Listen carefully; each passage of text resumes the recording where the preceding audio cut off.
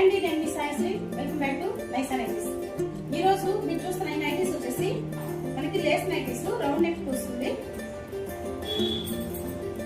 చూస్తున్నారు కదా, ఈ కలర్స్ అన్ని కూడా మన దగ్గర ప్రెసెంట్ అవైలబిలిటీ ఉన్నాయండి. ఈ కలర్స్ కనుక మగువా